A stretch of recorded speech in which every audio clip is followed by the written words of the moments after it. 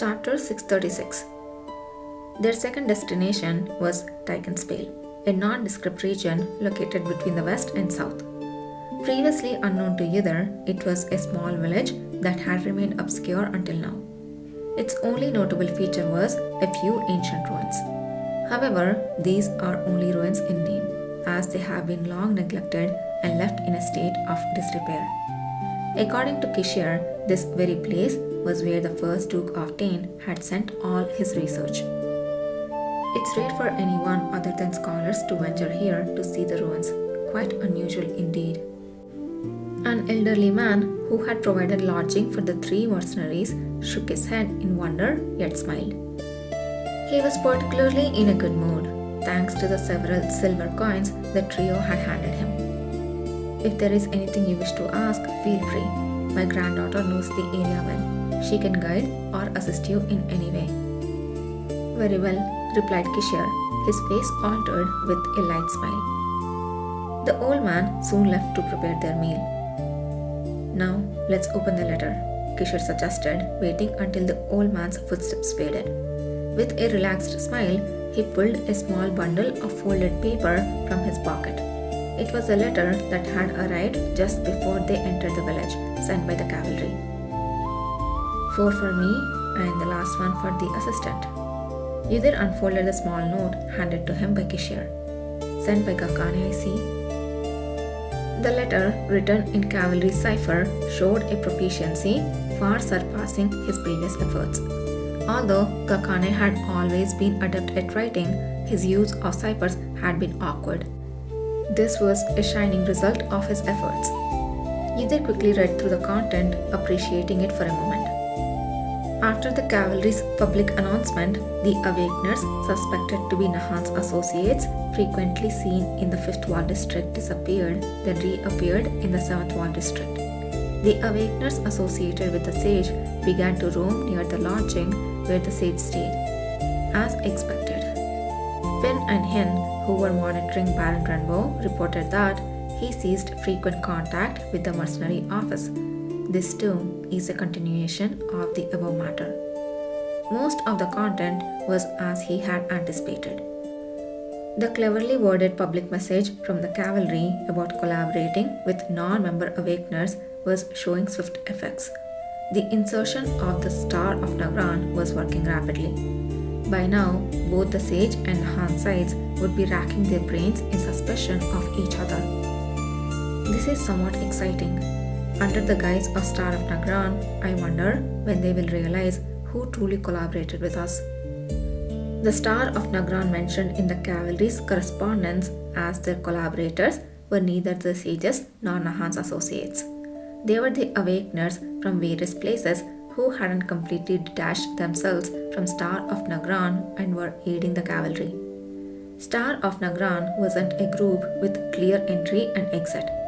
Gale and Doyle in the capital, Robel and Marty in the west aiding the mentally affected victims of Nahan, and the previous western bases awakeners interested in joining the cavalry, all were still members of Star of Nagran as well as collaborators. And then there was Urshi and her colleagues and Hosanna. Urshi on her own accord provided useful information to Yudhir, who had given medicine to a comrade. Even Hosanna, maintaining his loyalty to Nahan, couldn't remain indifferent before the human kindness offered by Kana. If either the sage or Nahan had given more significance to the existence of those awakeners, or if anyone had grasped the situation and strived to gather them, things would not have turned out as they did. However, they acted exactly as Yudhir and Kishir had predicted. The sage, despite knowing about his captured colleagues, had neglected them all this while. In Yudhir's view, the sage's sense of comradeship was even poorer than Nahan's, who had at least ventured as far as the cavalry's entrance. Realistically, the captured could very well have assisted the cavalry. Yet, the sage, considering Nahan a greater enemy, fell right into this minor stratagem, dismissing the others as significant. This also proves the sage's inward vigilance towards Nahan. Yudhir felt a sense of pride in his intelligence agents, who had continued to perform well in his absence. His recent efforts in training them had been worthwhile. But there is an odd bit of news at the end. Kyul coming and talking nonsense. The section written by Gakane went as follows. I hesitated whether to write this, but I will just send it. A few days ago, Kyul the Diarca suddenly came looking for trouble. He sought you and we met him, but his intentions were unclear. Eventually, Kana used her abilities to discern that he wanted to know how to contact you. We will respond as soon as you reply. A contact request? Given Kyul had gone to the trouble of seeking him out, it seemed likely that his true aim was to convey information related to the sage's side or his father that he had picked up somewhere. It's probably 99% related to this affair, so nothing new. But he does bring useful information occasionally, can't be helped. Either, with chilling accuracy even in Kyul's absence, decided to briefly write in his reply that there was no need to worry about what Kyul the Diarca would do. If Kyul sent a letter to his side and asked Kana to pass it, she would handle it accordingly. Lastly, Gakane's letter ended with a postscript. Please tell Sir Zuckerman that I am diligently completing all my training tasks.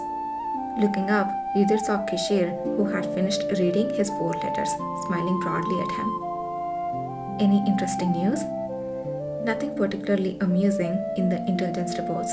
Everything seems to be proceeding without notable issues. The reports I received from each branch said much the same.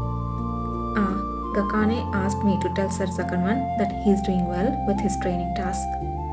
Nathan Zuckerman, who had been sitting quietly, slightly raised his cold eyebrows. So I heard, spoiler, and I cannot contain myself. I thought I said there was no need to report that. Understood. Maybe he's worried you will stop teaching him. In such cases, isn't it better to just praise him, Nathan? Kishir added with a smile. Nathan Zuckerman pondered for a moment before shaking his head. It seems he gets more anxious if I tell him he is doing well. If I have to convey something, it might be better to inform him of the next training task. Yudhir was slightly surprised. He had guessed that Nathan Zuckerman held a high regard for Gakane's character, but he hadn't realized the depth of which Nathan understood people. Indeed, considering he learned from Kishir and became a sword master, he wouldn't teach half-heartedly. Teaching inherently involves understanding each other. One cannot teach anything without knowing something about the other person. Yudhir thought that with a mentor so dedicated to understanding his pupils, even amidst his busy schedule, Gakane would be able to focus more comfortably on his training. As Gakane's colleague and friend, Yudhir felt a great sense of satisfaction. Consequently, the reply to Gakane contained a longer list of next training tasks relayed by Nathan Zuckerman than Yudhir's original message. Yudhir also added a special training menu designed specifically for Gakane, who was handling 2 training regimes simultaneously. Had Gakane known this from afar, he might have shed tears of mixed emotion, whether they be of joy or sorrow. After sending all the replies, Kishir and the others stepped outside. We know the name of the ruins where the first Duke of Tain is said to have buried his research materials, but not the exact location. We will need a guide. Fortunately, they had the granddaughter of the elderly man at whose house they were staying. The girl, who introduced herself as Annie, agreed cheerfully to guide them to the local ruins. My grandfather said to ask any questions you have. I'm curious why you'd want to visit such unremarkable places. But since you said you're mercenaries, I won't ask. Their guided tour revealed 3 ruins in the vicinity of the village. Each was a remnant of a building presumed to have been constructed about 1,000 years ago, but their original purposes were difficult to discern. After inspecting all the buildings, Kishir pointed to one. Here, this place is the most likely candidate.